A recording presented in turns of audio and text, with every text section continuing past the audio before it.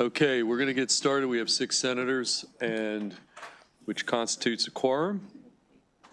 And I see Senator Lamb here, so why don't you lead us off, Senator Lamb? We're going to start. This is Senate Bill 165, Korean American Day. Senator Lamb.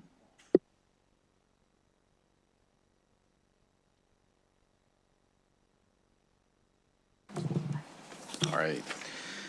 Thank you, Chair Feldman and members of the EEE Committee. Pleased to be here to be able to introduce Senate Bill 165. For the record, Clarence Lamb, Senator in District 12. This is a bill that members of the committee who were here before last year in all likelihood recall. A fairly straightforward bill recognizing Korean American Day, but certainly very important to many members of our Korean American communities throughout the state of Maryland. This bill, because it was a prior introduction, is being introduced without a panel, but would like to take a moment just to acknowledge all of the supporters and the organizations that have joined us here this afternoon. Certainly appreciate your patience as we were on the floor for a bit, but if folks want to just stand up or put your hands up, if you represent these different organizations, just to be able to recognize all of your support, that would be much appreciated. So we have the Korean Society of Maryland and the Korean American Foundation of Greater Washington, the League of Korean Americans, the Korean American Senior Citizens Association of Maryland, the Alliance for Korea United, the Korean American Association of Montgomery County, KGRO, the Korean American Grocers Association of Maryland, the Montgomery County Korean Beverage Association, Baraka Music Foundation, Korean American Community Association of Howard County, Sons Media Systems, the Korean Community Service Center of Greater Washington. We may have the Vice Mayor of the town of Cheverly here. She couldn't make it. The Korean American Women Chamber of Commerce, the Organization of Korean American Women, and the Coalition of Asian Pacific American Democrats of Maryland. And so certainly a lot of support throughout the Korean American community here. And so seeking this committee's support and acknowledging the valuable contributions of Korean Americans by designated January 13th as Korean American Day each year. This date obviously holds particular significance to this community, and it's due to the fact that it marks the arrival of pioneering Korean immigrants to the United States 121 years ago, initially in 1903. That might be 122 years ago now. Over the years, the Korean American community has played an important role in shaping our society. Their courage has been evident in various national conflicts, and their impact extends to advances in the sciences, arts, and humanities, technology, education, and business. Notably, a Korean American achieved a milestone in the field of medicine by completing the first, for example, beating heart transplant for coronary artery disease. And many Korean Americans have served our nation, and also made the ultimate sacrifice in defending democracy and the freedom of our nation in various wars, including World War II, Korean American War, the Korean War, Vietnam War, the Gulf War, Iraq War, the War of Afghanistan, and the War on Terror. So our focus extends on recognizing the significance that the Korean American community has had in the state of Maryland. The Baltimore-Washington metropolitan area is home to one of the largest Korean American populations in the nation, with over 30,000 individuals of Korean descent residing here in Maryland alone. In 2005, the U.S. Senate and House unanimously passed a resolution supporting the establishment of Korean American Day nationally. And today, we urge Marylanders to join in this initiative and officially commemorate January 13th as Korean American Day here in the state of Maryland for years to come. To honor really the contributions of Korean Americans, we encourage implementing programs, ceremonies, and other celebratory events within our community, and continue to give back to the state of Maryland. For the last couple years, actually probably about the last 10 or more years, the governor of the state across both parties have designated Korean American Day on January 13th by executive of order. And so this community certainly appreciates that, recognizes the value of that, but also would like to be able to have this recognized in statute so it's not dependent on gubernatorial. This bill will, if enacted, will allow this to be recognized in statute in future years to be able to commemorate the Korean American Day throughout our state in the future. And with that, that is the bill. Certainly appreciate the committee's time and all the wonderful folks from our Korean American community who made their trek over here to Annapolis today. Certainly appreciate your support and your patience on this bill. Okay, thank you, Senator Lamb.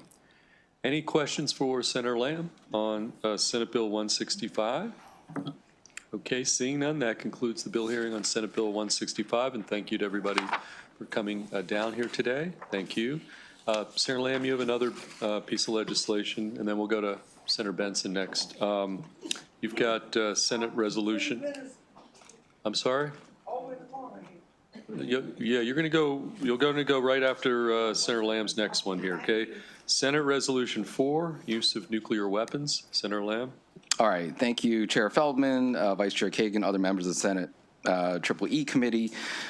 Pleased to be able to be here to introduce Senate Joint Resolution Number 4, use of nuclear weapons, and to introduce this bill. This bill also, resolution rather, is not new to this committee, I believe, and that's why it is sponsor only. For the record, Clarence Lamb, Senator in District 12.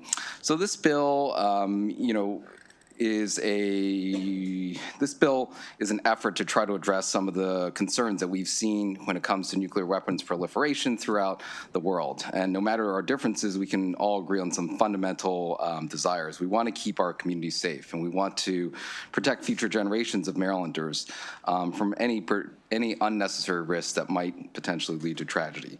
And so that's why I'm speaking to you today to request your support for this joint resolution. It calls on members of the Maryland Congressional Delegation to co-sponsor a new resolution that supports the plans and objectives laid out in the Treaty on the Prohibition of Nuclear Weapons and the Back from the Brink resolution, and calls on the U.S. President and the U.S. Senate to endorse the Treaty on the Prohibition of Nuclear Weapons. This urgency could not be more clear. The Bulletin of Atomic Scientists that was founded initially by Albert Einstein, the scientist who helped build the world's first atomic bomb. And since 1947, the organization has used the doomsday clock, which many of you might have heard of, as a stark warning and a reminder of how close we are to potential catastrophe that would be planet changing. This past January, this warning became more dire than ever as the clock was moved forward to just 89 seconds to midnight, the closest it has ever been.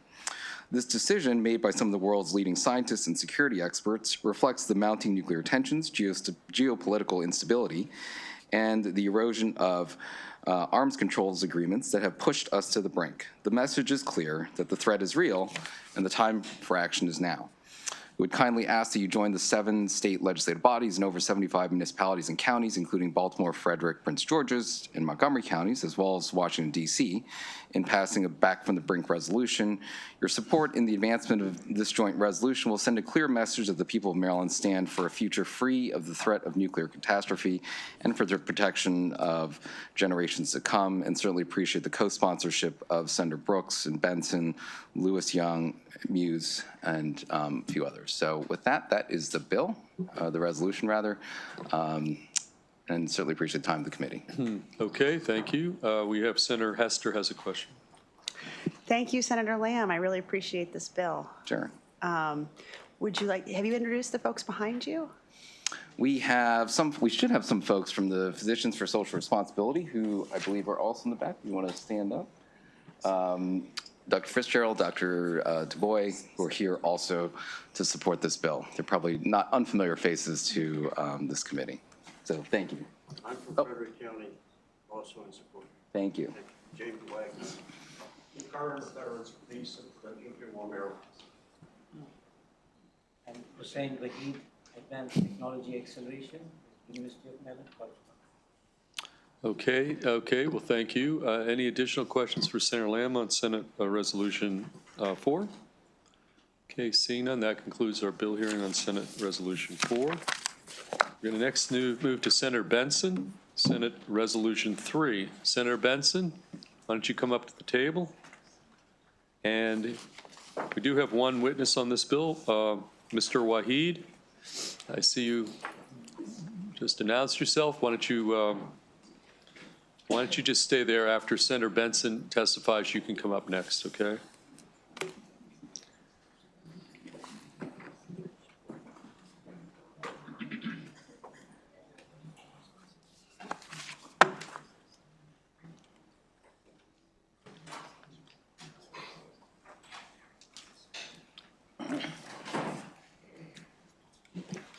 Okay, Senator Benson, we're on Senate Resolution 3, and whenever you're ready, you can proceed. Yes. I think I've got a couple people who are here to speak on this bill. There's only on one this, person, resolution. only one person signed up. Do you want me to bring Only him? one? One person signed up. Do you want me to bring him up? Okay. Thank you very much. Okay, why don't you proceed, then we'll bring him up. Well, good afternoon, Chairman Feldman, Vice Chair Kagan, and esteemed Education, Energy, and Environmental Committee members. First of all, I'm glad to be here. I'm very, very thankful, and I'm glad to see the number of people behind me who truly believe in what we're talking about this afternoon. Thank you. I'm here today to express my profound support for diversity, equity, and inclusion, principles that are fundamental to the American dream. These principles embody the ideals of fairness, opportunity, and respect for all individuals, regardless of their background. Pursuing these principles ensures that everyone has a chance to succeed and contribute to society. This testimony firmly asserts Maryland's unwavering commitment to advancing the principles of diversity, equity, and inclusion. DEI as fundamental pillars of the American dream. It calls on individuals, organizations, and communities to actively adopt and champion DEI practices, ensuring that every citizen has the equal opportunity to realize their full potential. By cultivating an inclusive environment that not only celebrates diversity, but also promotes equity. Maryland is determined to create a more just and prosperous society for all. Maryland has long been a beacon of progress and opportunity, driven by a belief in the inherent worth and potential of every individual. This testimony reaffirms the state's dedication to creating a future where people from all walks of life can thrive. Through the commitment of DEI, Maryland aims to promote equitable access, to ensure all citizens have fair access to education, employment, health care, and other essential services. This includes removing systematic barriers and creating pathways for underrepresented groups to succeed. Celebrating diversity. Embrace the rich cultural tapestry of Maryland, recognizing the unique contribution of various ethnics, genders, ages, abilities, and backgrounds. Celebrating diversity enriches our communities and strengthens the social fabric of our state. Foster inclusion. Create an environment where everyone feels valued, respected, and included. This involves actively listening to marginalized voices, fostering open dialogue, and implementing inclusive policies and practices. Encourage accountability. Hold institutions, leaders, and communities accountable for upholding DEI principles. Transparency, ongoing education, and regular assessment are crucial to ensuring that DEI efforts are effective and sustainable. Support community engagement. Encourage collaboration and partnership among government, businesses, nonprofits, and residents to advance DEI goals, engaging the community in these efforts to ensure that initiatives are grounded in the needs and aspirations of those they serve. Measure impact. Establish clear metrics and benchmarks to track progress on DEI initiatives. Regularly report on these measures ensures that efforts are making a tangible difference and allows for adjustment. Finally, by committing to these principles, Maryland not only affirms its belief in the American dream, but also sets standards for other states to follow. This testimony calls on individuals, organizations, and communities to join in this vital endeavor, working together to build a more equitable and inclusive future for all Marylanders. I appreciate your attention and your time, and therefore, I respectfully urge the committee to vote favorably on this most important bill. Okay, thank you. Any questions for Senator Benson on Senate Resolution 3? Senator Hester? Actually, it's the joint resolution number 3. Thank you. Okay, Senator Hester. Thank you, Senator Benson. Am I correct in understanding that you knew and marched with Dr. Martin Luther King?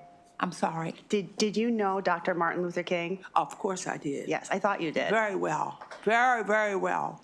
Yes, I had the wonderful pleasure of working with Dr. Martin Luther King. What do you think As he a would... matter of fact, when I was a student at Bowie State University, a group of us would go to Washington, D.C. to participate in workshops with Dr. King, Hosea Williams, Jesse Jackson, John Lewis, and the list goes on.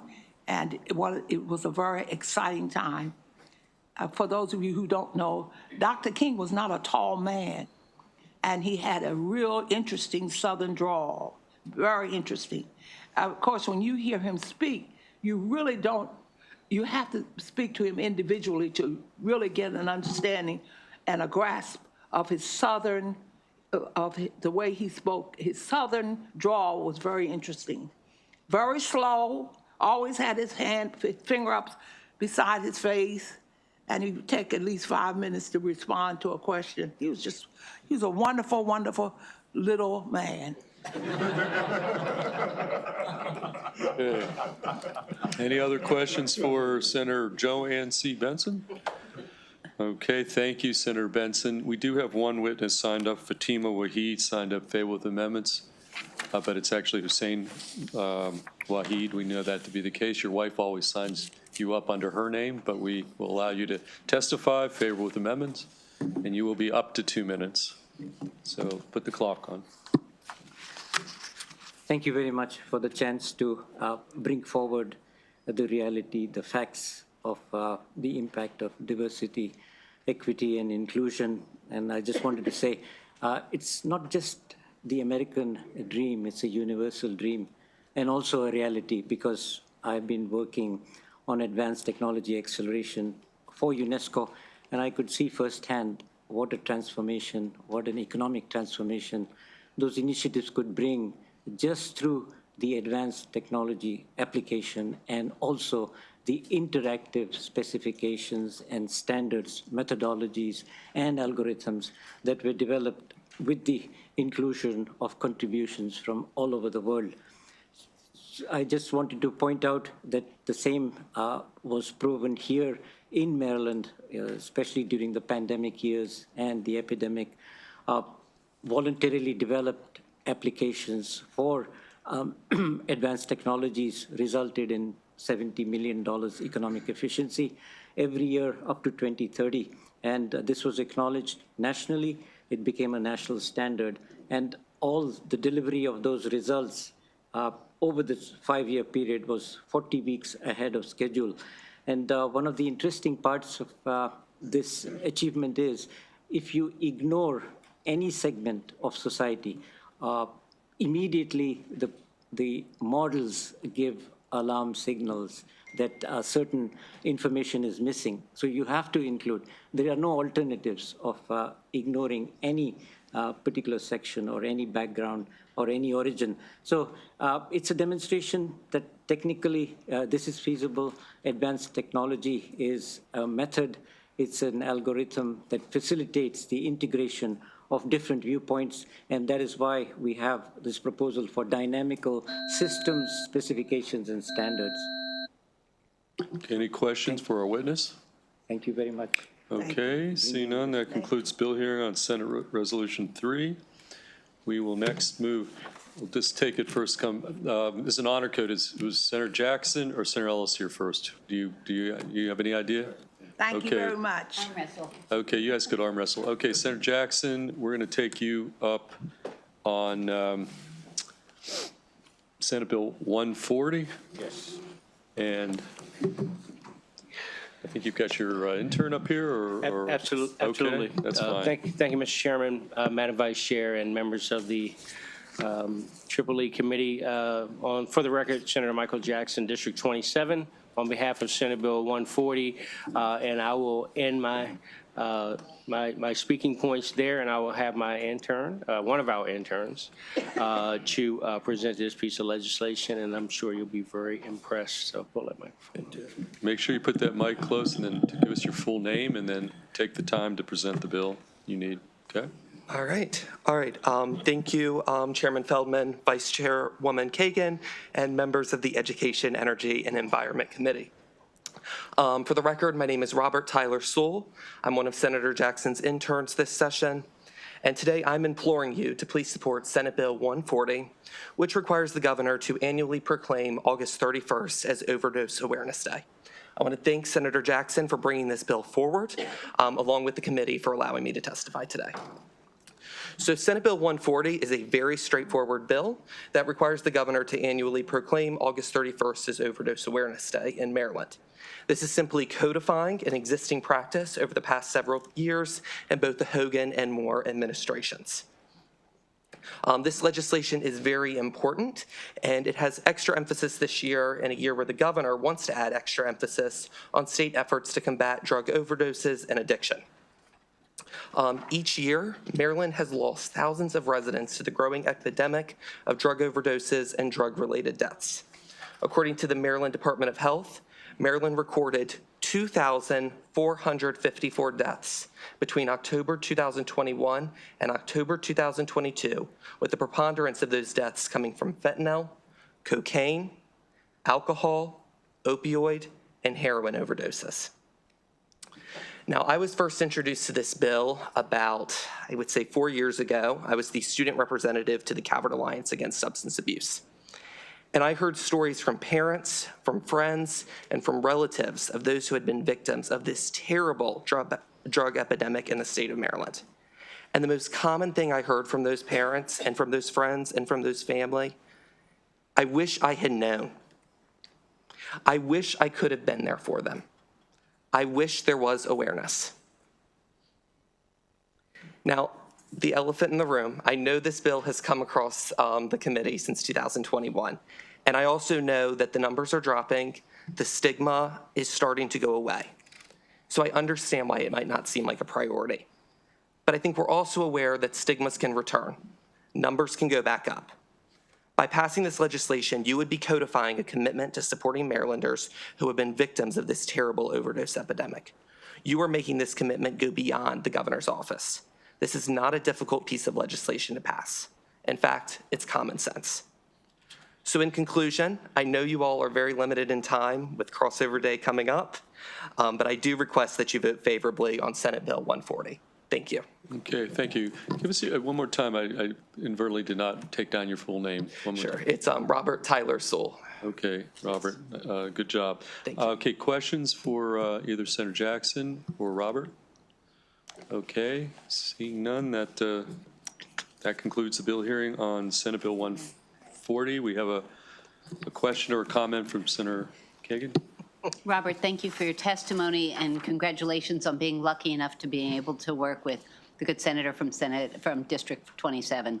I actually talked to Senator Jackson about this morning, And I wonder if you could speak to 988 whenever, and Senator Augustine is the state leader on this, but whenever we have an opportunity to talk about 988, because so many young people are still unfamiliar with this service, I just want to make sure to put it in the room, and love to hear your answer, your thoughts on that, if you would. Yeah, so it's my understanding 988, it's a line, anybody can call it, and they can tell them, hey, listen, I'm having a lot of issues, I'm having a problem, and I just need to talk to somebody. It's anonymous, and it's just an opportunity for young people to be able to talk to somebody when they are just struggling just so much. And this is a time when people, their resources are just, I don't think they're where they need to be, but we have a resource that the state of Maryland offers through 988, and it's always really great when we see young people using that service. Excellent answer. Good for you. It's just so important. I want anyone listening or watching, and you and all your friends and classmates and stuff, to make sure they know about this important life-saving service. So thank you, Mr. President. Okay. Mr. Chair. Absolutely, and the last thing I'll say before thank you and please vote for the legislation is quite simply, the bill as the case permits is with you. Whatever you feel needs to be added in the bill, please feel free to do that. But we're not going to stop coming before you because this is too important. So thank you all very much. Thank you. Okay, any questions? Seeing none, that concludes the bill hearing on Senate Bill 140. We do have Senator Ellis here in the committee, and we've got two bills from Senator Ellis. Senator Ellis, you want to start with 139, Senate Bill 139, and then we can take 159 after that. So we've got Michelle McCoy here from the NAACP. Is Michelle here? Okay, don't see Michelle. Going once, twice, three times. And we do have one other witness favorable with amendments, Mr. Waheed. So Senator Ellis, why don't you proceed, Senate Bill 139, okay? Yeah, thank you, Chair Feldman, Vice Chair Kagan, members of the illustrious EE Committee, or Triple E, I'm sorry, left off last E. Senator Arthur Ellis, District 28, here to present Senate Bill 139, which designates November 1st as Maryland Emancipation Day, a state holiday to commemorate the abolition of slavery in Maryland. November 1 of the year 1864 was when Maryland slavery was abolished. This nation went ahead with Juneteenth, which was really commemorate the abolishment of slavery in Texas. We are Maryland. Maryland is unique in that Maryland did not join the Confederacy during the Civil War. Maryland remained with the Union, and as a reward, that's how it was portrayed, to Maryland for not joining the Confederacy, Maryland was allowed to hold on to the enslaved for a bit longer. Maryland was not covered by Lincoln's Emancipation Proclamation. The Emancipation Proclamation from President Lincoln was just for the states who seceded from the Union and went to war against the Union. And so Maryland was rewarded by allowing the enslaved to continue in enslavement for a little longer after the Emancipation Proclamation freed the enslaved and the rebellious states. And Maryland actually had to vote on the freedom of the enslaved in Maryland. And the vote was very close. There were quite a bit of Union troops in Maryland at the time. So those Union troops were encouraged to become Maryland residents. They were from all over the country to vote. And with the tens of thousands of Union troops voting in the election, the vote was very close, but it was made to free the enslaved in Maryland with the help of the Union troops. And a lot of the former owners of human beings who worked them, I don't call it on plantations, but it was forced encampments, forced labor. And there was nothing bucolic about these plantations. It was places of tremendous murder and rape and mutilation of the enslaved in order to force them to work sometimes 20, 24 hours a day. Ellis, how is that possible? Well, on the full moons, when there was just enough light for the enslaved to see, the tobacco in the fields, the slave master said, hey, you better get out there and pick that tobacco, especially in the southern Maryland regions. Charles County was the heart of slavery in Maryland, the heart of the tobacco industry, which enriched so many people to this day. They have that wealth, the original land, and basically had to work, those enslaved, 24 hours a day during the picking season to harvest that tobacco. It was such a big crop in Charles County in Maryland. A town is named after tobacco, Port Tobacco, which is in Charles County, just walking distance from my home, a very historic area. And we have this remnant of the tremendous abuse of the African population. And Maryland is unique in that we have a unique Freedom Day, November 1st, and a few people celebrate that holiday. And this is a reintroduction of this bill several years. I introduced this bill a few years ago, and the gentleman from the Washington Post reached out to me. Mr. Meyer, he's now retired, and he wrote several articles on this particular unique feature of Maryland in our holiday. And there are some people who does celebrate this holiday every year.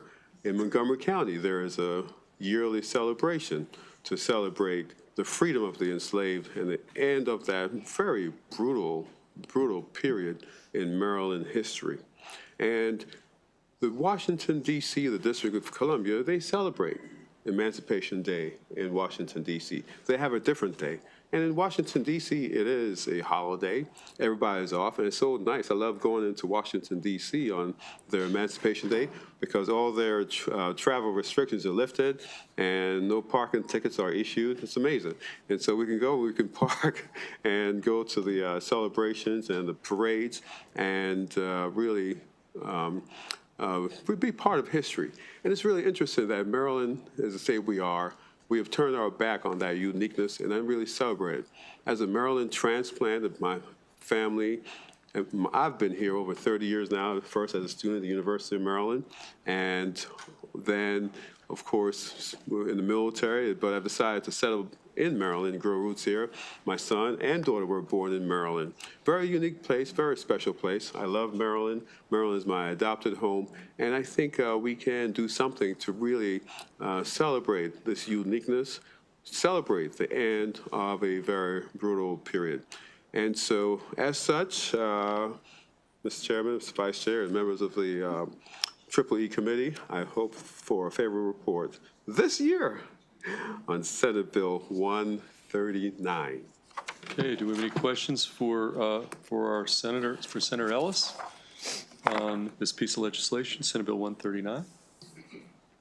Okay, thank you, Senator Ellis. We do have one witness we'll bring up, and then you have this one other piece of legislation. Mr. Waheed, you want to come up here? You signed up, and take your testimony. And you can proceed. You'll be on the 2-minute clock, though, okay? Thank you for the opportunity to bring forward certain facts related to the advanced technology acceleration, as well as the whole concept of emancipation and how it relates to the initiatives with respect to advanced technologies. First of all, it creates this mindset of independent thinking that is very useful in any initiative, and also the mindset of critically taking in existing information, how you overcome adversity, and how you overcome the obstacles and also the slavish way of thinking, not in the terms we understand that was practiced, but the slavishness of doctrines that emphasize very rigidity of the mind with respect to the concepts that we utilize for transformative economic efficiency. And this was one of the main reasons why the methodology that I talk about has transformed in different parts of the continent. In fact, it was one of the best initiatives for UNESCO, bringing about transformation. And we tested it here, same results, and also the advanced technology and engineering research centers at the University of Maryland. For life cycle engineering, for instance, is ranked currently #1. But, you know, it's not the current ranking that you go after, it's what produced that ranking and what obstacles had to be overcome. And when I look at the information that it takes as input data, it comes from all backgrounds, especially the communities and countries that have big disadvantages. That is where you test, you get the best results for technology, for the difficulties you have to face in overcoming them. So thank you very much. Okay, thank you. Any questions for our witness? Okay, seeing none, that concludes the bill hearing on this piece of legislation, Senate Bill 139. Senator Ellis, why don't you just stay, you're the only witness on the next bill, and then we'll go to Senator Zucker after this, but we're on Senate Bill 159, the American Persimmon State Fruit Bill, and Senate Bill 159, and then Senator Zucker, if you've got your folks, we'll take you next after Senator Ellis. Yeah, thank you, Mr. Chairman, Vice Chair, members of the EEE Committee. Senator Arthur Ellis from District 28, Charles County, here to present Senate Bill 159, making the persimmon the state fruit of Maryland. It's native to Maryland. Last year, and I apologize to our new senator, Senator Tarb, because we had a wonderful presentation last year, and to our new committee analysts, beautiful presentation. The young people came up, the committee passed the bill, so I'm asking for a favorable opinion this year for the Senate Bill 159. Okay, any questions for Senator Ellis on Senate Bill 159? Seeing none, and that concludes the bill here on Senate Bill 159. Senator Zucker in the House, why don't you come up, Senator Zucker?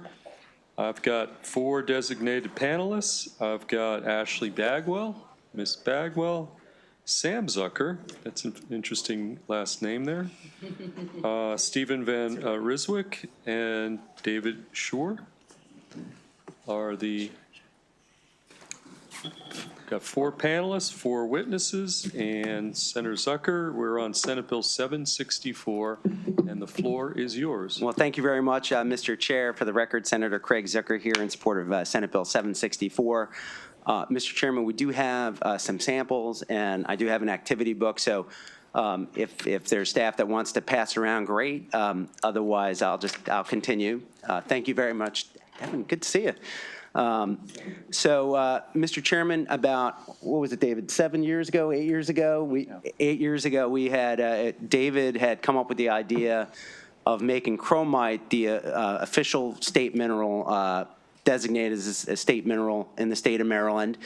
And it was unsuccessful, but then, can I just borrow one of these?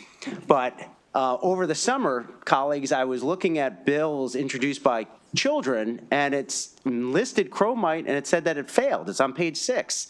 So what's interesting is that chromite has passed all of the tests in terms of its importance to Maryland, but I also think it's a test of perseverance, not only with chromite in terms of being part of the Industrial Revolution in Maryland, but also about sometimes in life with us, things fail, but then you keep at it and you pass it. But I've got an expert panel with me. I did want to just thank the state geologist and Department of Natural Resources who've come out in support of this legislation. But, Mr. Chairman, I've got an amazing panel here. So, I brought in the heavy hitters. So I'll turn it over to them, and I'll go over to David first.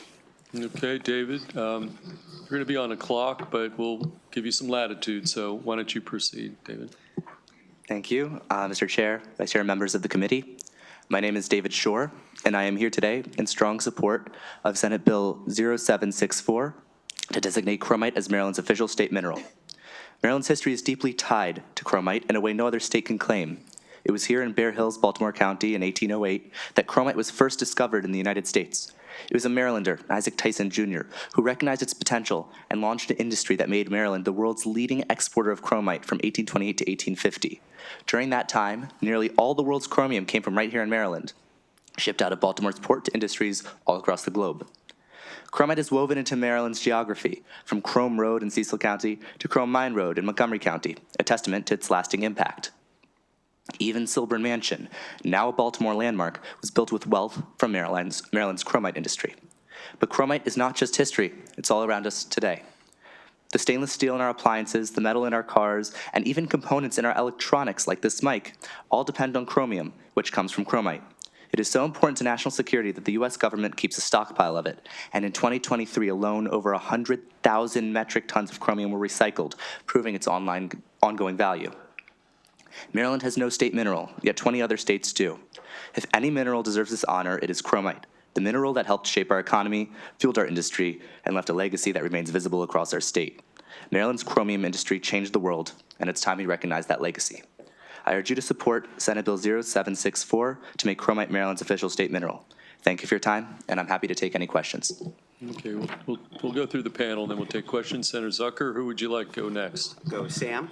Okay, Sam Zucker. We're not going to put you on the clock, so you can talk as long as you want, okay? Hello, my name is Sam Zucker, and I think chromite should be the state mineral because it could be found only in Maryland.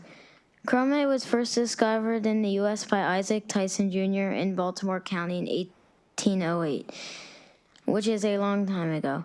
It appeared as a heavy black sand in the streams of Maryland or dark rocks on the surface. Later discoveries were found in Harvard, Cecil County, Soldiers Delight, Baltimore County, and other parts of Maryland. Until around 1850, this region provided most of the world's chromite, as well as Isaac Tyson Jr. exported the mineral to Baltimore, as which the Baltimore Clipper ships helped export the mineral. Isaac Tyson Jr. also established the Chrome Works, which is the nation's first chromium chemicals plant in the entire United States. I hope you will make chromite the state mineral. Thank you for your time. And there is no fiscal note on this bill. Well, your dad's on the Budget Committee, so that might be the most important point. Sam, excellent job, Sam. Excellent. Who would like to go next? Ms. Bagwell or additional witness? Just grab the mic, tell us who you are, and you will be on the 2-minute clock, okay? Good afternoon, Mr. Chair and members of the committee.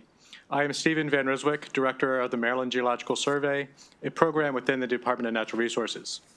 In COMAR, my organization is responsible for all geologic, hydrogeologic, and topographical knowledge within Maryland state government. Chromite is a mineral found in Maryland, specifically abundant in Harford, Baltimore, Howard, Montgomery counties, and Baltimore City. Chromite has a rich history in Maryland. The mines in Baltimore County and Baltimore City were the main and at times sole providers of chromite in the post-colonial industrialization period.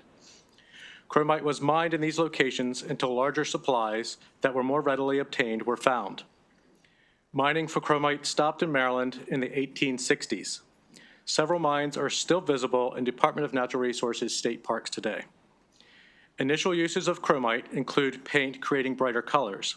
However, it was then quickly used in metallurgy, creating stronger, more durable, and more environmentally resistant alloys. Without chromite, the development of steel would not have been as advanced in our nation. The Baltimore Chrome Works was founded in Fells Point, Baltimore, Maryland. It was the world's premier chrome plant through 1885. Maryland's varying geology yields many minerals within the state. However, no other mineral has such a unique instrumental history in post-colonial industrialization. Thank you. Okay, thank you, Ms. Bagwell. You'll play cleanup. I can be very quick, Mr. Chair, Madam Vice Chair, and members of the committee. I'm Ashley Bagwell. I was just here to bring samples, but I will just add one additional note. I think it's 28 states who have a state mineral. Thank you. Okay, let's take questions. Let's start with Senator Gallion first. Mr. Chair, thank you for this bill. So very interesting to learn some Harford County history. I know I have to make this a question, but so I never knew why there was there's a Chrome Hill Road and also a Rocks Chrome Hill Road in Hartford County. So to make this question, did you know that, young Mr. Zucker? I don't know. So thank you for the workbook and for bringing this forward. It's good to hear from you today. Okay, Senator Watson, your next question. Very, very interesting. Thank you so much. You know, the state is struggling to find new sources of revenue. Is this something that has value we can export out of Maryland and won't get tariffed or something like that? Well, we can't promise no tariffs, apparently. All right. No, thank you very much. Very nice. Okay, Senator Hester. Yeah, thank you, Mr. Chair, and thank you for this fabulous bill. I have two questions. First, it appears that no other state has chosen this as their state. Okay, that's great. And secondly, can we update if we pass this bill, can we update the coloring book? So moved. Okay, any additional questions for this august panel? I seeing none. We do have, thank you, y'all were released. We got one witness, Mr. Waheed. He's weighing in on most every bill today. And sir, you're signed up, as is the case normally, favorable with amendments. So you're on the 2-minute clock and you want to weigh in on this state mineral bill, okay? Yes.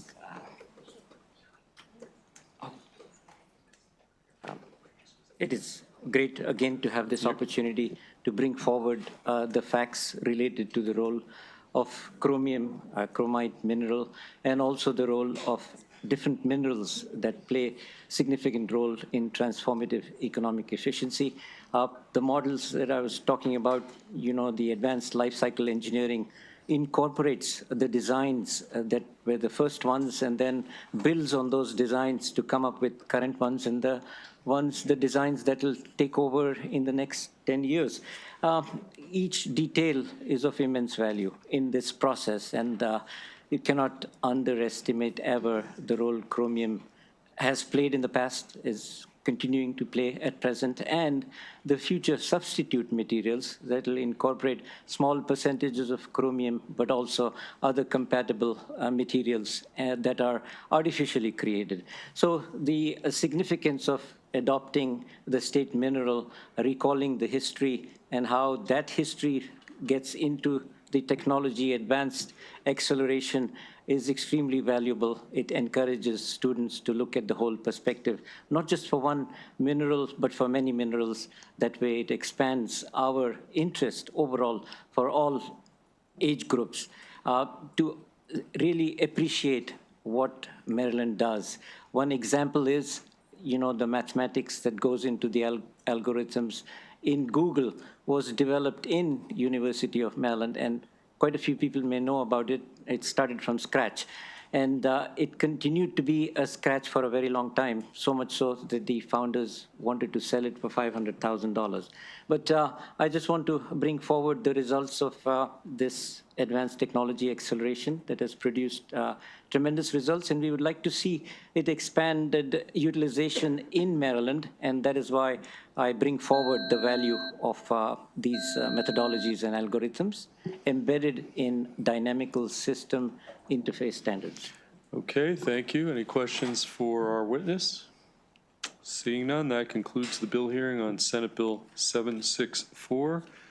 Okay, I guess we'll go to Senator Mary Washington, since you're here. I don't see any other senators here from outside, so Senate Bill 998.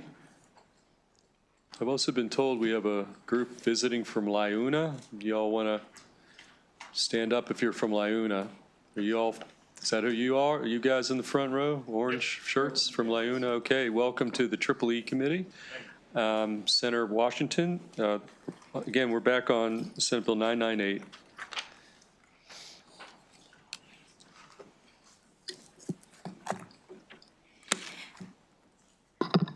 Good evening, colleagues. Good evening, Chair Feldman, Vice Chair Kagan. I know you all have not had enough discussion of energy policy in the last couple of days. So wanted to make sure we have one last discussion. And actually, the topic of STRIDE, of course, was brought up during our session yesterday. But for the record, I'm Senator Mary Washington, and I'm here to present Senate Bill 998, STRIDE, also known as the Ratepayer Protection Act. A little background, you know, STRIDE is created, or generally there's a relationship between, you know, the state and local governments to allow utilities to have a franchise, to be able to have these negotiated contracts between municipalities and utilities. And the contracts give them the right to serve customers within a city's jurisdiction for a certain amount of time and certain fees. In exchange, the utility agrees to provide safe and reliable service and consents to comply with our stringent safety regulations. Why I share that is just I wonder, it's like how do, you know, I'm trying to better understand our relationships, you know, with these utilities and some of the agreements. And because this STRIDE Act came in before my energy awareness, I understand that as a part of supporting the effort to allow the utilities to provide safe lines and to function safely, we passed this law, STRIDE, to incentivize them to replace aging gas infrastructure and allow them to accelerate their recovery. And so part of that is to allow them to include this monthly charge. And the goal was to allow them, they were supposed to be able to make it easier and faster for them to make capital investments. And the intended benefit to our consumers was that it was to protect public safety and ensure that needed repairs would happen in a timely way. And the program is supported by consumer fees, and also something that I think I'm going to need you all to, someone to explain to me, but it's a shift in the risk of substantial climate-induced stranded costs to ratepayers. Just need somebody to better explain that. But this bill, what we didn't do is require that the oldest infrastructure and the infrastructure that was most needed was what was repaired first. And so this bill, as it's drafted, and I know there are ideas about what to do better on the ratepayer protection component, and I'm really open for that discussion. But as drafted, it assures that the ratepayer dollars that are used are really targeted for safety needs, and that it prioritizes that spending and before any costs are passed on to the consumer.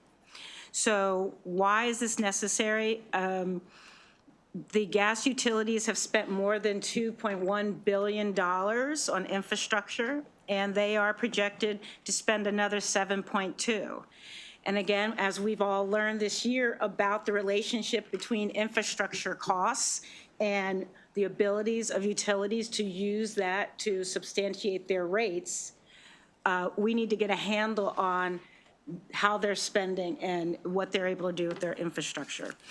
And so while STRIDE was meant to prioritize safety, instead it seems like it has incentivized the utilities to overspend on infrastructure. Oops. And so who's benefiting? Gas companies. Their profits are directly tied to how much they spend on capital projects. And who pays the price? Maryland ratepayers. And we learned again yesterday that the delivery charges have, well, we've known this, and our constituents are calling us every day about increases in their delivery charges, their high gas prices. Alone, just in Baltimore, the delivery rates, not the gas itself, but the delivery rates over the past 15 years have tripled.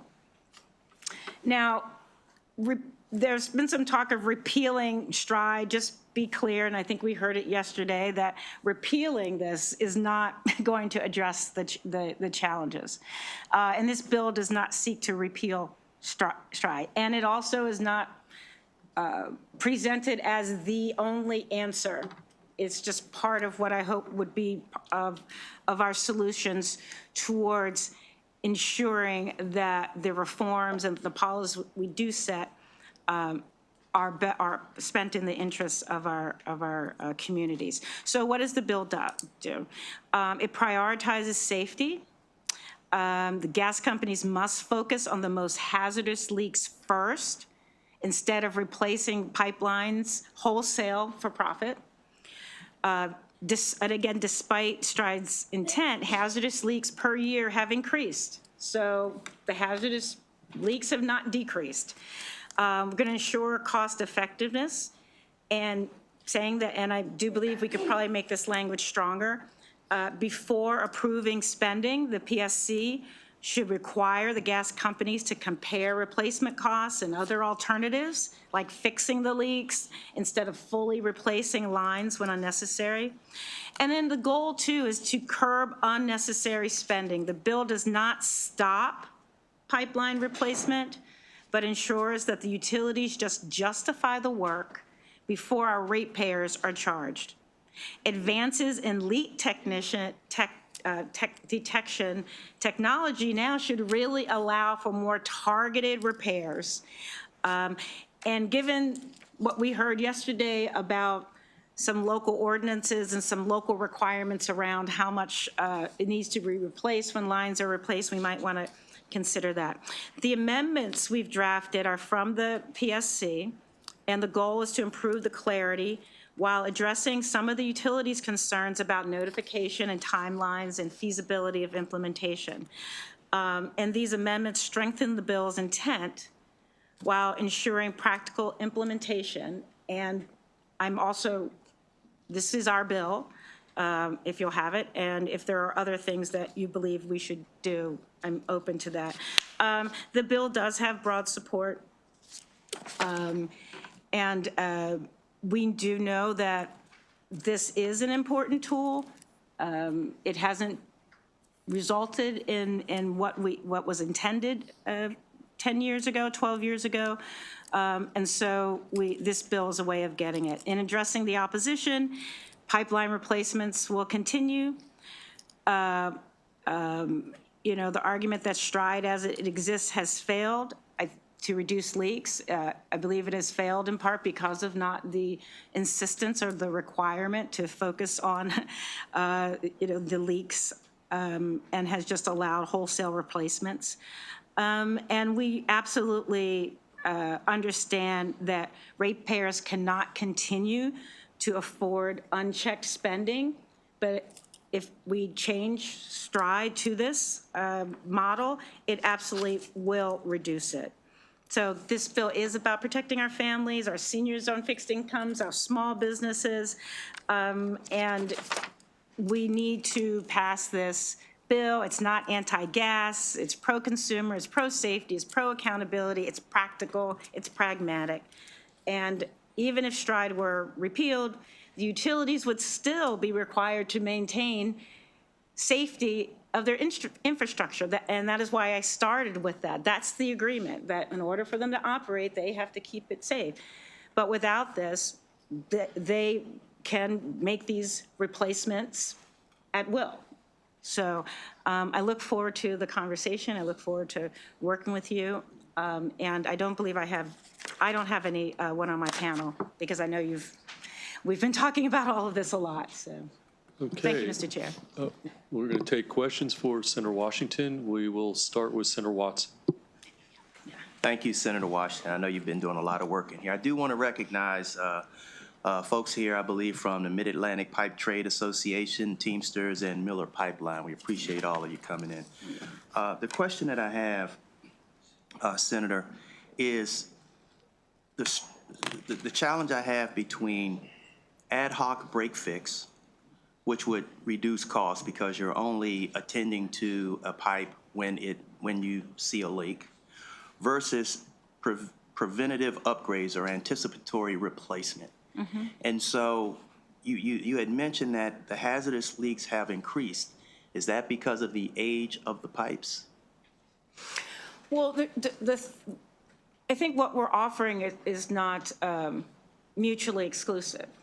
You know, I don't think this legislation is suggesting that you not do things to prevent. I think what's most powerful is that you would want to do that prevention in areas that have leaks or are older. No, absolutely. Oh, okay. So What I'm getting trying to at understand. specifically is that, you know, I'm an engineer, so anything you build or put in place, there's something called a bathtub curve, and over time, it will fail. Right.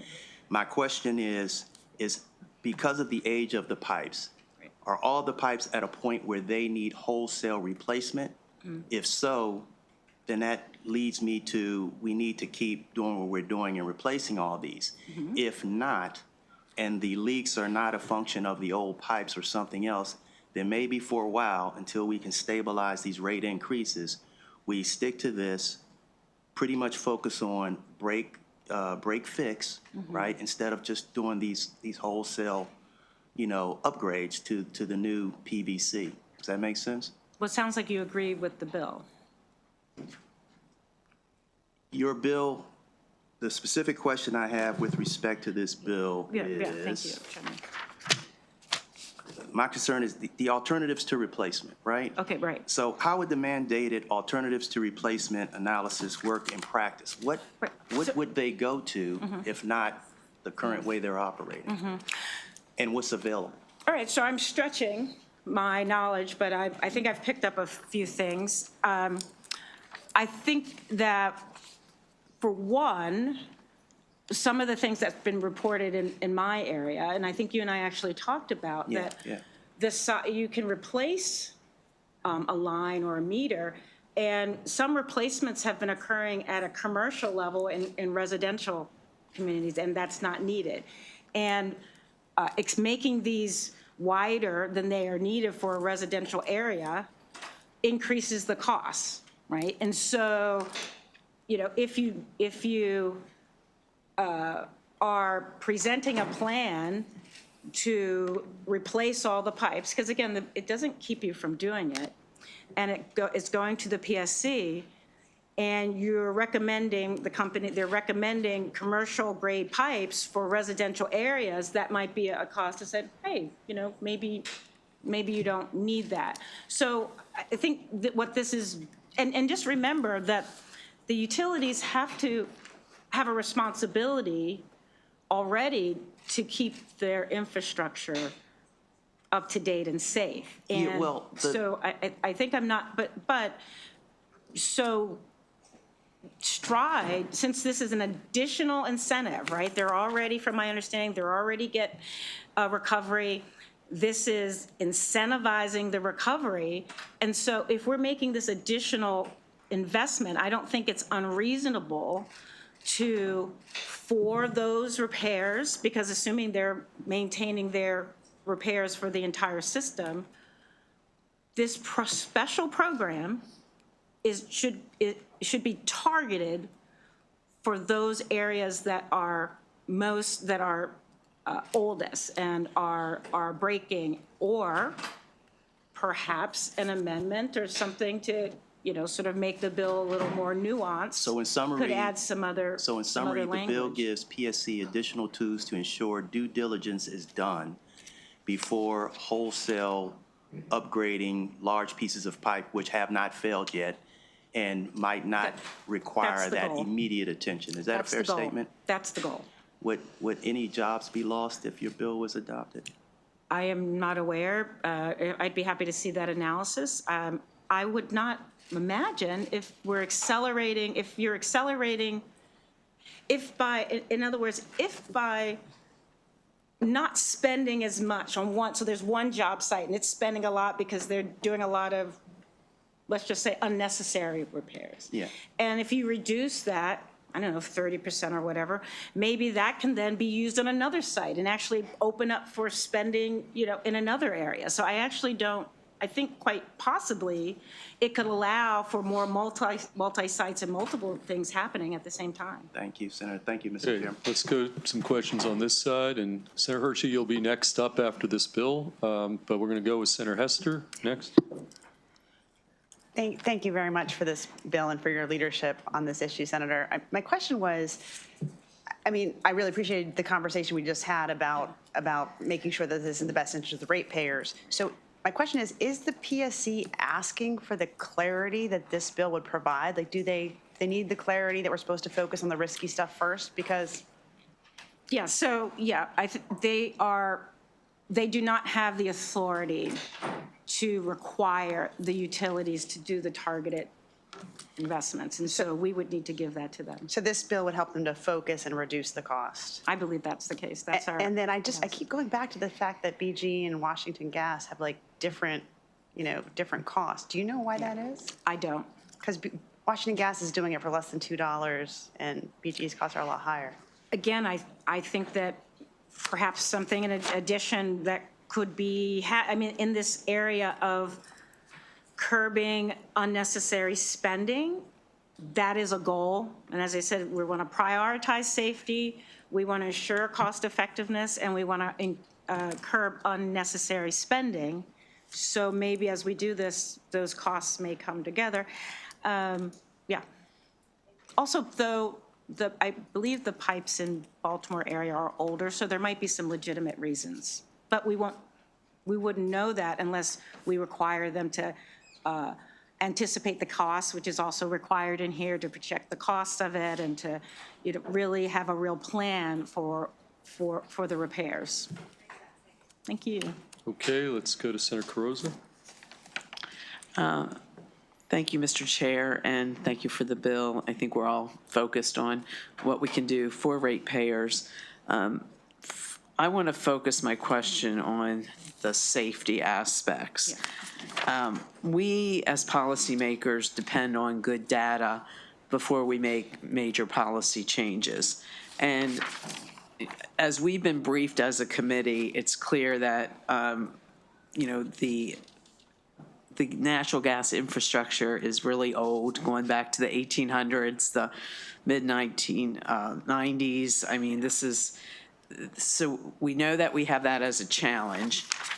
We're talking about, in your bill, making changes to that. And while you mention that safety first, I believe in order to make changes that would possibly affect safety, has there been a comprehensive safety risk assessment conducted to determine if the changes in this bill would affect public safety, especially in those neighborhoods where we have the oldest infrastructure? Could that be a part of what precedes full implementation? I mean, could that be a part of this, what we do? I mean, certainly, I think the word would be comprehensive, that, that before moving ahead, because we're all talking safety first, and it appears that that type of assessment, it sounds like it has not been, that assessment has not been done to date prior to this bill. Okay. Is that, I don't know. I'm asking answer. the question. I can't answer. I don't know. Get that back to you, but should we delay revising an incentive program until we get an analysis? I don't know that that's the case. I mean, I like the idea of this being a part of a plan that is presented by, if they're proposing to do a particular area and that we require some risk, like, is this really a risky area, or is this a nice to do area? I mean, I think that might be a legitimate thing to add to what the PSC can require. Okay. I guess where I was going is if the bill is requiring certain changes that could affect public safety, have we done that assessment on the front end? Oh. That's where I was going. No, I know. Okay. Thank you. Okay, Senator Brooks. Thanks, Chair. Thanks for the bills, Senator. Yeah, STRIDE enables the utility companies to recoup the infrastructure investments more quickly than the traditional rate case So instead of waiting for the full case review, rate case review, the companies can apply those surcharges to the customer bill before the full scrutiny. So thereby, I guess one would say, ensuring a steady cash flow. Yeah, so, but your bill would perhaps bring some, you're targeting more toward the review after initial spending, or, So- you know. So what's the Okay, the yeah, question? I yeah, just the wanna question, get- yeah, what's okay. it? Okay, I guess you want them to go back more to the traditional means of collecting for infrastructure improvement, making sure that those funds are spent up front and then doing a rate case? Or? Yeah, so Senator Brooks, so what I think I've learned is that they are, so before any of this, because of their contract of the franchise, that you are allowed to operate and sell and distribute, whether it's energy or water or gas, in this case, and exchange, you need to keep things safe, make sure you're not blowing things up. Well, I guess over time, the utilities at some point, someone said that, hey, maybe the repairs weren't happening as quickly, and I kind of reviewed what was happening around the time, and it just looks like, look, the repairs weren't happening, on schedule, and, it was very slow. And so the legislature came up with, well, how about if we, help you and incentivize, they talked about capital flow, et cetera. So we said, how about this? If you do it, we'll help you do things faster. And so that's what this bill was supposed to do. So, but I think, again, the goal or how it was sold was that it would make the public safer, because the idea, I guess, was that the oldest or those that are most vulnerable would occur first. And that hasn't happened, and we hadn't required it. So what this bill just does is, is reforming, it's not reforming the requirement that they have to have a safe infrastructure. And it doesn't reform the existing policy of rate of recovery. It adds an additional, what this law did was add an additional incentive, essentially to do what they were supposed to do, but to facilitate that by increasing their access to the capital. So I don't think it's changing the original agreement. It's restructuring the incentive program to achieve what I think many understood the program to achieve, and that in order to do that, the PSC needs additional authority to be able to set some of that criteria. But you would say that the greater the capital investment, then the greater the profits to the company, right? Well, the extent to which capital expenditure, yeah, and that's been the problem, right? And so you're right. So the problem of the overspending, because there hasn't been any strict criteria about what you should be using this incentive program for, has allowed them to just do a lot more perhaps than necessary. And if you constrain it, then maybe there'll be a little more discipline in exercising, how they use this program. Right, okay. That's what I. Okay, good enough. Thanks. Thanks, Chair. Okay, any additional questions for the sponsor, Senator Mary Washington? Seeing none, that concludes the bill hearing on Senate Bill 562. And on cue, Senator Hershey, if you want to come up, who was a member of the committee that created the STRIDE program. You don't recall? I don't recall. Okay, so we're going to go to the Orange Crush Bill, Senate Bill 562, and I've been advised for members of the committee that orange crushes have been delivered to the committee in the back. And so if anybody's thirsty, there are orange crushes in the back. Yes, there are. Yes, there are. Even being provided without voting first. I wasn't fibbing. There actually are orange crushes in the back. Okay. Yes. Didn't make that up. Because apparently there were deliveries made to the House, and we expressed a protest, and you guys came over and followed suit in the Senate. So with that, we've got a panel. I've got signed up at least Matt Lieber from the Maryland Tourism Coalition, Ruth Toomey. I don't know who else you have. I see Secretary Addix. Senator, I'll just turn it over to you on Senate Bill 562, and you can tell me who you have at the table, and you can just let you control who's on the panel. So Senator Hershey, you've got the time you need to present Senate Bill 562. Thank you very much, Mr. Chairman, and members of the committee. Who's that? All right, Senate Bill 5, was that my good friend that I just heard out there? Yes. Okay. We'll see. All right, thank you very much, Mr. Chairman, members of the committee. Senate Bill 562, which will designate the original Maryland Orange Crush as our official state cocktail. I think we can all agree that this has been a very challenging session, and with many heavy lifts regarding the budget and energy policy and much more. Today, I am presenting a bill I hope we can all support, have a little fun with, and show Maryland pride, and at the same time create some economic development. The Orange Crush originated in 1995 at the Harborside Bar and Grill in West Ocean City, and they have been crushing it ever since. That's a good one, hasn't it? But wait. Wait, there's more. Later on, you'll be hearing from Chris Wall, one of the owners at Harborside, who can tell you more of the cocktail's history. Since 1995, the drink has gained significant popularity and is now served in many states across the country. The goal behind this legislation is to establish recognition of this popular beverage and its ties to Maryland. With your help, the original Maryland Orange Crush will become as synonymous with our state as the Maryland Crab Cake. As you know, the tax on alcohol is at 9%.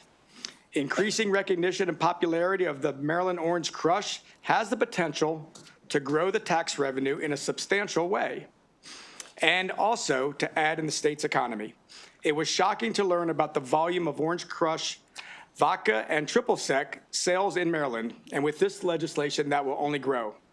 We've been given information from various sources, including wholesale liquor distributors, as to the volume of key ingredients in the Orange Crush that are resold here in Maryland. Here are some of the messages. Breakthrough Beverages estimates the sale of 130,000 bottles of Smirnoff Orange Vodka in Maryland bars and liquor stores combined. Southern Glazer's Wine and Spirit reports sales of 42,300 bottles of orange vodka. Republic National Distributing Company for Maryland, 12-month volume for orange-flavored vodka is 13,000 cases, and triple sec is 16,000 cases. These are incredible numbers, and if you calculate the number of beverages that translates to, that is a lot of tax revenue for Maryland. That's also a lot of jobs in Maryland, a lot of property tax, payroll tax, and a lot of economic development, and there's still opportunity to grow. It is not surprising after hearing the volume of ingredients sold and the drink's popularity that the amount of interest in this bill has been astonishing. Out of all the bills introduced this year, with maybe the exception of the budget, I think this has created an incredible amount of inquiries and interviews, and we recently attended the Maryland Restaurant Association of Maryland event, and this bill was mentioned, making Orange Crush the official cocktail, and the crowd was extremely enthusiastic. We had similar experience when mentioning the bill last month at the Maryland Tourism Coalition meeting at Rams Head, and that's where Secretary Addix, as well as Marcy Ross from the Department of Commerce, decided to join in and say, we will be here to support your bill. So, Mr. Chairman, as you see, I have two members of the governor's administration at the same bill hearing. So you also are going to hear from the Worcester County Department of Tourism and Economic Development, the Maryland Tourism Coalition, my good friend, former Senator Jim Mathias, and I'd also like to thank the Chesapeake Bay Foundation for their letter of support, saying there is few better ways to enjoy the natural beauty and splendor of the Chesapeake Bay than with an original Maryland Orange Crush. So that's from CBF. So at this time, Mr. Chairman, I would like to ask Chris Wall, owner of the Harborside Bar and Grill, to share his story. But before I do, I'll leave you with this one more time. We have all heard that Virginia is for lovers, but Maryland is where you had your first crush. So, deliver that. Bam. All right, good one. Good. We got to trademark that. So, thank you very much, Mr. Now, Chairman and members of the committee. Did you come up with that, or, I mean, is that original? I'm reading it, as you can see. Okay, let's go to Mr. Wall. Mr. Wall, you'll be on the 2-minute clock. Secretary Addicks, we'll go to you. You, as a cabinet secretary, we won't put you on the clock, but everybody else on the 2-minute clock. Mr. Wall, why don't you proceed, okay? Good afternoon, Mr. Chair, Madam Vice Chair, and the Environment Committee. Well, Lloyd and I got a bunch of stuff mixed up. Yes, I can. I got it. I apologize. And he's spoken a lot of everything, but when we created the Orange Crush, we just put it on the drink menu, and it took off. And the next year or two, another restaurant across from the harbor, Dipshipsky's at the time, came to me at the Ocean City Trade Show and said, I don't want you to be upset, but we're making Orange Crushes. I said, why would I get upset? Imitation's the highest form of flattery. And thank you for the free advertisement.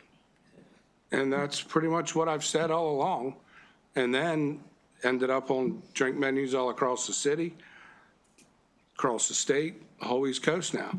But we wouldn't even be having these conversations if it wasn't for the whole state taking part in making Orange Crushes and supporting just the whole product across our state. And I think it's not, yes, we originated it, but this is the Maryland state drink. And everyone's proven it from all across. Our whole state is tourism. I don't care if it's here in Annapolis, from Ocean City, Cambridge, Easton, Deep Creek Lake, Inner Harbor, all the way out. This whole state is tourism. And 9% alcohol tax, I think you guys are doing pretty good with that on all the Orange Crushes sold. I hope you are, and I hope it helps generate revenue for our state. But we appreciate everything everyone's done for us in this pursuit. Like I said, we wouldn't be here without a lot of other people's support. And like I told them next door, the O Crush is what everyone's raving about. Okay. Thank you, Mr. Wall. Secretary, you want to go next? Mr. Secretary Addicks. Thank you, Mr. Chair, members of the committee. Kevin Addicks, Secretary of Agriculture in the state. I've come to you today without any puns or jokes, but I would ask you to ask the question, why is the Secretary of Agriculture supporting a bill that would encourage the state cocktail be the Orange Crush? And it is not, I hope, because we will be growing oranges soon, I hope, and you're doing all the work to prevent that, so thank you. But the reason is that one of the top ingredients in the Orange Crush is grown in Maryland, and that is vodka.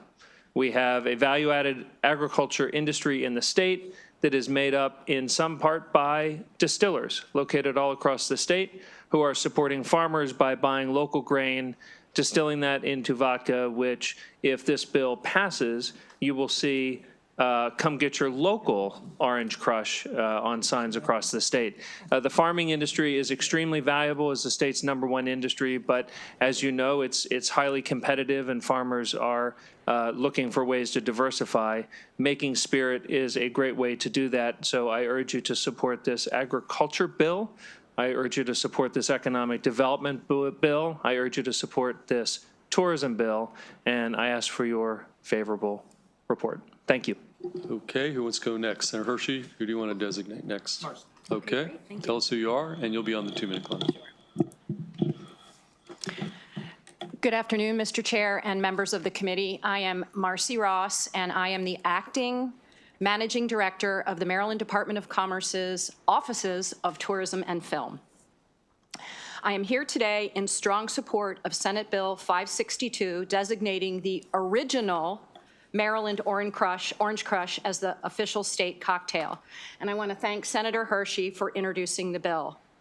As noted, the original Orange Crush was first created in Ocean City in 1995 and has grown in popularity both domestically and internationally since that time. Despite being created here in Maryland, last year, Delaware attempted to stake its claim on the Orange Crush by declaring it their official state cocktail. How dare they? This bill will help Maryland to reclaim that credit, and it's, of course, in celebration of its 30th birthday year. Here in Maryland, when it comes to tourism, we focus on our differentiators, the things that set us apart from our competitors in order to attract tourism and visitor spending to our great state. That includes not just our attractions and destinations, but also the state symbols and other items that make Maryland unique.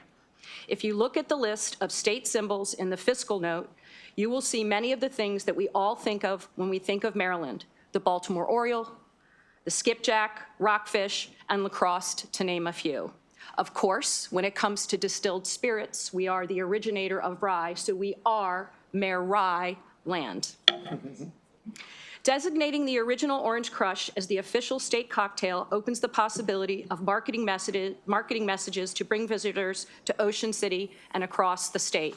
It is another marketing tool in our tourism toolkit that gives us competitive advantage. Senate Bill 562 is a simple and free way to support Maryland's tourism industry and the small businesses that make it up. The Maryland Department of Commerce respectfully requests a favorable report on Senate Bill 562. Thank you for your service and for your attention today. Okay. Cheers. Okay, thank you. Okay, give us your name. Oh, that's impressive. Yes, give us your name. All right.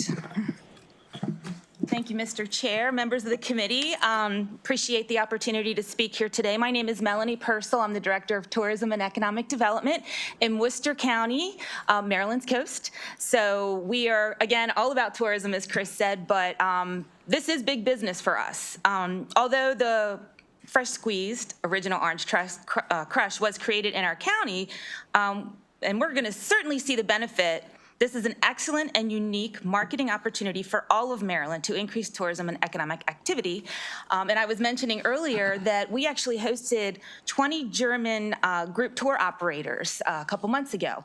And we had them at, thank you. We had them over at Harborside, and each of them got to sample and have an Orange Crush, and they absolutely loved it. So then they're taking that message back. So again, designating it as the Maryland cocktail is just the next step for us. Generating tax revenue through product sales, media exposure, restaurant and bar promotion, and even statewide events. We can have Orange Crush festivals. We know how much festivals drive business and visitation to our state and to our small towns. As I was looking at this, immediately thought of 2008 when the Smith Island cake was designated as the Maryland state dessert. And wow, has that really gotten a tremendous amount of attention, not only for Smith Island, but for the state of Maryland. And it's quite delicious. I'm sure you've all have tried it, hopefully. We've seen, sales go absolutely crazy, not only, again, in Smith Island at the bakeries, but at the restaurants. It's now served on the menus. As Chris was saying, you're going to have this across all menus in Maryland if it's not already. Media attention.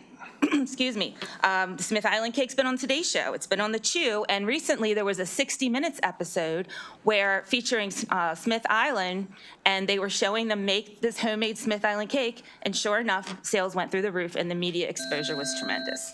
Sorry, I know I'm out of time, but we just think this is the next step. It's very important. And again, it's not just about Ocean City or Harborside or Worcester County or Maryland's coast. It's the entire state of Maryland, and we want to own it. Thank you. Okay, thank you. Sir, you'll be our final in-person witness. We do have former Senator Mathias virtually in the queue. Take him next, and then we'll take questions. So why don't you proceed? You're on the 2-minute clock. Mr. Chair, thank you for having me, members of the committee. My name is Matt Libber. I'm the legislative chair for the Maryland Tourism Coalition. I have the unfortunate thing of going last, so they've already said most of what I want to say.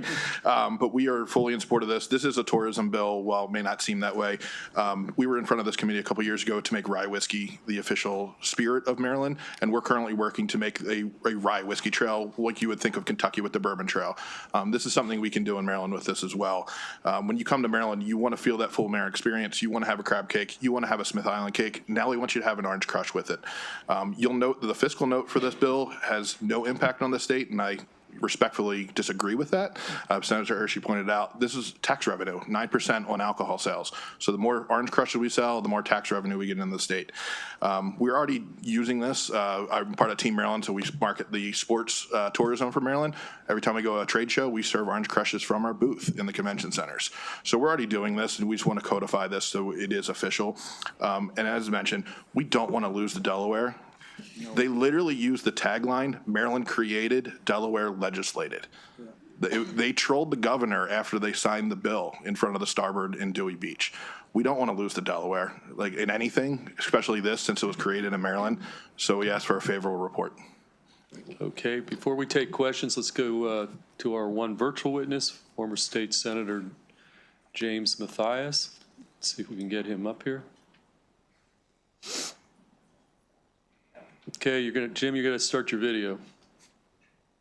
There you are. Okay, unmute yourself. Okay, you're still muted. Okay, there you go. Yep, we hear you, and you can. Okay, you're signed up straight favorable, and you can proceed with your testimony. Mr. Chairman, Madam Vice Chairman, esteemed members of the Education, Energy, and Environment Committee, I would say thank you very, very much for allowing us today. My dear friend, Senator Hershey, we appreciate you sponsoring this bill and all our distinguished panel. You know, when you sit, you have the Secretary of Ag here, folks from Commerce, people from tourism. You hear numbers like tourism for the dollar that the state puts in generates a 34-to-1 return on investment, particularly at this time when we're looking for revenue. This is a perfect bill. You've heard some of the history. I'll be brief. I was the member of the city council in 1995 when this was introduced. Shortly thereafter, I had the actual pleasure of becoming the mayor, elected 5 times. During that time, the Soviet Union dissolved. It's a current history, current top of the news today. But they dissolved, and Maryland adopted Estonia as a sister state. We went over there. They treated us wonderfully. Their drink is vodka. You've heard about vodka today. So what I asked is we could bring them back. We brought them over here to visit Ocean City. And I will tell you, the first place we went bar hopping. We went bar hopping on the bay by boat. We went to Harborside. We went in. They all had the Orange Crush because it was already famous at that point. And when I said, all right, we got to go to the next place, he said, "Oh, Mr. Mayor, can we get another Orange Crush, please?" So it's worldwide. You've heard that. And I just want to say to you that the beautiful beaches of Ocean City, the world-class resort is what we're all about. And the absolute fun time to be able to come to Ocean City, have an Orange Crush, whether it's Calmore popcorn, Thrasher's French fries, but Harborside has made its mark in the town, in the city that founded it. I thank you very much. Unanimous report on SB 562. Here's to you, and thank you so much. Okay, thank you, Senator Mathias. We can take some questions. We'll start from the senator from Ocean City, Senator Carrozza. Thank you, Mr. Chair. Senator Hershey, thank you for taking the lead on this bill, and to have on the panel 2 of my favorite constituents, Melanie Purcell from Maryland's Coast and Chris Wall as one of the operators of Harborside, which I wanted to mention 30-some years now. I think it's 30, I think 32. I was going to say, I remember we came and celebrated that. My question is, and Melanie, I'd like you to take this because I know I'd like you to share your passion on this. Worcester County, we're a border county. We've got Delaware to our north and we've got Virginia to our south. And we want, when it comes to distinguishing Maryland, we do want to own it. Can you talk a little bit about really what happened with Delaware this past summer did really spur this on, that, this is ours and we want to own this, when you think about, where it started and how it spread, and your point that it's not just Maryland's coast, it's spread, but, it's just, talk to us about Delaware. Well, and that's an example of you can never assume anything, because we just assumed this is our cocktail. And the fact that somebody, again, imitation is the finest form of flattery, and the fact that they were utilizing that to promote the Starboard, to promote Dewey Beach, we were a little offended. And I remember I was actually at a tourism meeting in Baltimore City when I found out about it, and I was like, I had a visceral reaction. I'm like, no, that's ours. So similarly to when we did the branding of Worcester County to Maryland's coast, we are the only county in the state of Maryland that borders the ocean. So we said, let's own it. We wanted to own it. And this is really a similar situation. And, although Delaware is claiming, I think that the original, the fresh squeeze, the ingredients, the fact that, as Secretary Attic said, we can incorporate locally grown product and the spirits that are distilled here in Maryland. So I think that, and again, with us bordering these other states, we're always trying to set ourselves apart. We're always trying to have our differentiators, and this is just one more tool in our toolbox. Thank you. And I think we can have a lot of fun with it. Thank you. And I also, just to wrap up, want to thank you for highlighting Smith Island, Smith Island cake. I represent Smith Island, and I think it was a good example. We'll go to Senator Brooks, then Vice Chair Kagan. Okay, thank you. All righty, so Orange Crushers originated in Ocean City, and then I know one of the main ingredients is the orange vodka. Yes. So is that, are those particular spirits locally crafted? Well, apparently the grains are grown here that are used to make this orange vodka. Okay. It's not actually crafted here. Some orange vodkas are actually in the state of Maryland. Okay, yeah. But the one we use isn't necessarily crafted here, but our grains supply them to make their distilled spirits. Okay, so there's still that major local connection. Oh, yes, sir. Okay. Well, like Secrets has a distillery, and they distill orange vodka. So on their menu, they would utilize their vodka. Okay. So it has that local connection. Right. Okay. All right. Good enough. Thanks. Thanks, Chair. Okay, Vice Chair Kagan. Thank you, Mr. Chair. I just have a question for our former Senate colleague, former Mayor, Jim Mathias.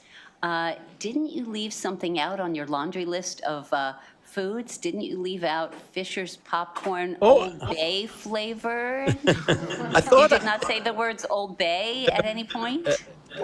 Matt, I'm a guest in someone's home. I apologize, but I thought I mentioned Fisher's popcorn and Thrashers, but whatever I did, all the Thrashers. And I did coin another phrase. All the food on that boardwalk is low fat, low cal. Okay. All these behind is a big smile, Madam Vice Chair. Thank you, Senator Mayor. Thank you. Any additional questions for the virtual witness, Senator Mathias, or the entire panel, including Senator Hershey? Seeing none, that concludes the bill hearing on Senate Bill 562. Thank you. Thank you very much for your time. And okay, and our final bill for today is Sonia here from Senator Carl Jackson's office. Sonia, we're going to take, the last bill is Senate Bill 64.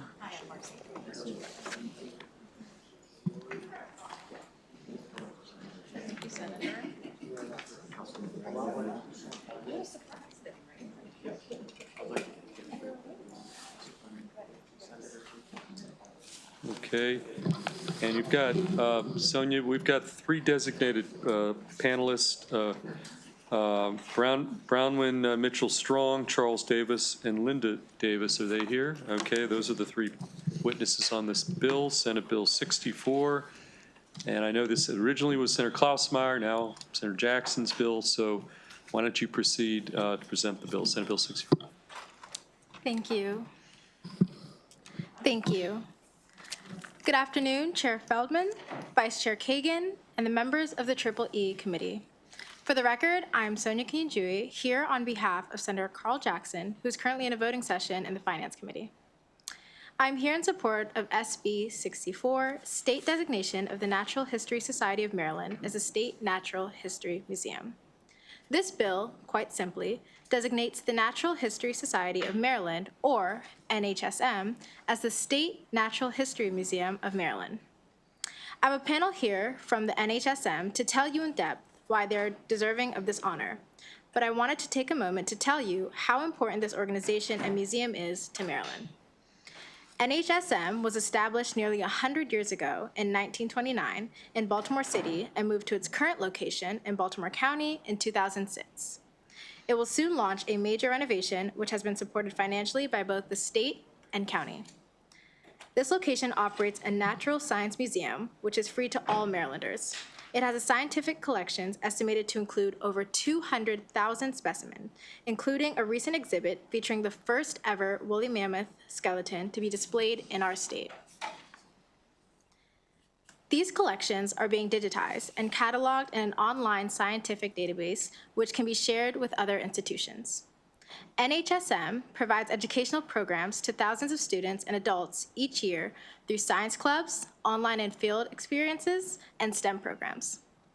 The surrounding states of Pennsylvania, Virginia, West Virginia, and Delaware have all established natural history museums, and I would like to see Maryland join them.